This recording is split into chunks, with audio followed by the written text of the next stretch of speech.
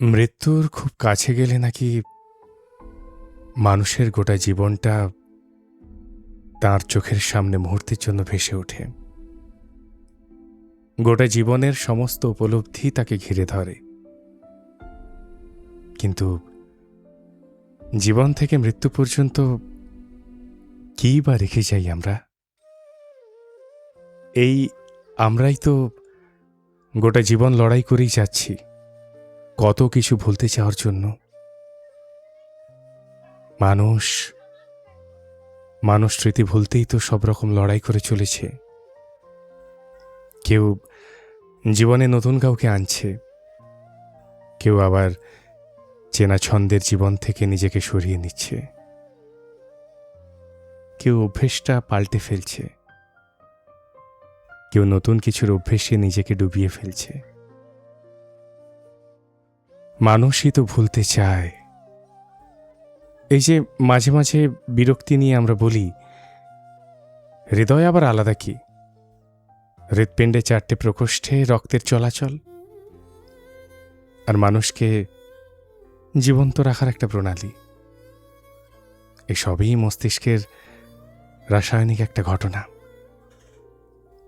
এই আমরাই লুকিয়ে মানি হৃদয় আর মস্তিষ্ক ভীষণ আলাদা।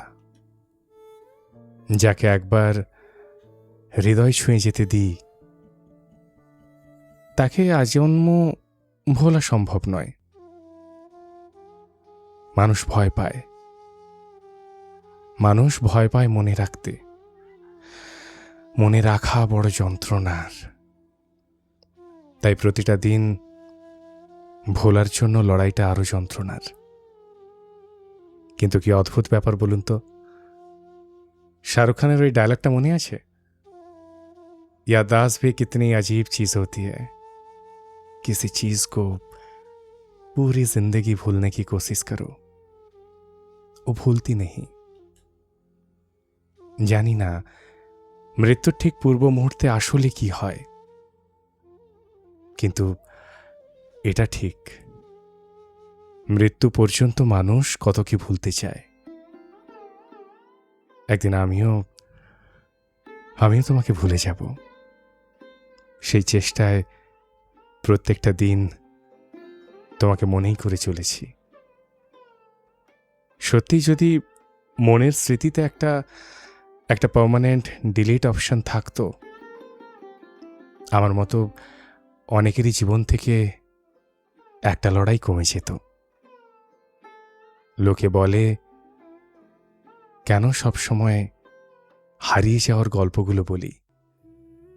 কারণ সব পাওয়ার পরও শেষটা কিন্তু হারিয়ে যাওয়াতেই গিয়ে থামে।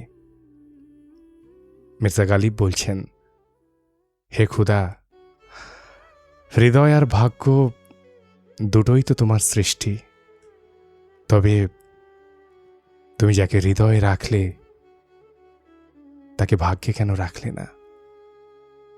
কি জানি, তবে ভাগ্যে থাকলে মানুষ তাকে ভুলতে চাওয়ার চেষ্টা করত না বোধহয়। আপনার কি মনে হয়?